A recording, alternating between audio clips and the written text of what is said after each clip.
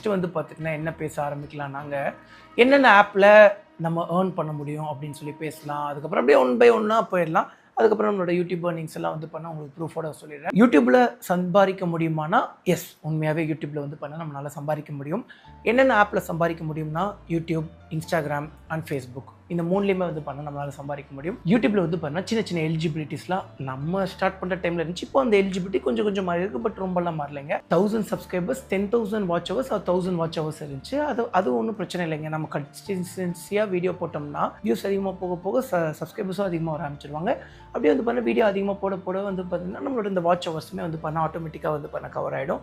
அந்த மாதிரி எலிஜிபிலிட்டி வைப்பாங்க. அந்த எலிஜிபிலிட்டியை நம்ம தாண்டிட்டோம்னா நம்ம யூடியூப்பில் வந்து பண்ண வீடியோ போடுறோம் இல்லைங்க, அந்த யூடியூப்க்கு வீடியோக்கு நடுவில் வந்து பண்ண ஆட்ஸ் வரும். அந்த ஆட்ஸுக்கு வந்து பண்ணால் அந்த ஆடை ரன் பண்ணுறதுக்காக யூடியூப் வந்து பண்ண காசு வாங்கிப்பாங்க அந்த ஆட்காரங்க கிட்ட. இப்போ நம்மளே ஒரு பிஸ்னஸ் வச்சுருக்கோம், அந்த பிஸ்னஸை வந்து பண்ண ப்ரொமோட் பண்ணணும்னு நினச்சோம்னா யூடியூப் வந்து நல்ல ஒரு இடம் இல்லை ப்ரொமோட் பண்ணுறதுக்கு. ஏன்னா எவ்வளோ கோடிக்கணக்கான மக்கள் வந்து பண்ண யூடியூப்பை பார்க்குறாங்க.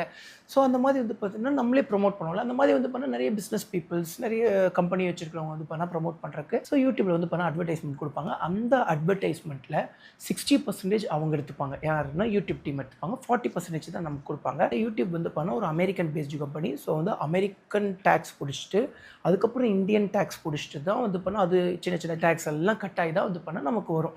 எண்ட் ஆஃப் த டேல நமக்கு ஒரு 35%. நான் சொல்கிறது எல்லாமே ஒரு அப்ராக்சிமேட்டாங்க, சரிங்களா? டக்குன்னு வீடியோ பண்ணலாமே அப்படின்னு சொல்லி வீடியோ பண்ணுறது எல்லாமே எழுதி வச்சிருந்தோம்னா இன்னும் எக்ஸாக்டாக சொல்லலாம். பட் இது வந்து ஒரு அப்ராக்சிமேட்டாக வந்து பண்ணால் நமக்கு ஒரு 35% வந்து பண்ண வரும். அதுக்கப்புறம் வந்து பண்ணால் இன்ஸ்டாகிராமில் எப்படி சம்பாதிக்கிறது அப்படின்னா, இன்ஸ்டாகிராமில் வந்து பண்ணால் பெருசாக வீடியோஸ் போட்டு உங்களால் சம்பாதிக்க முடியாது.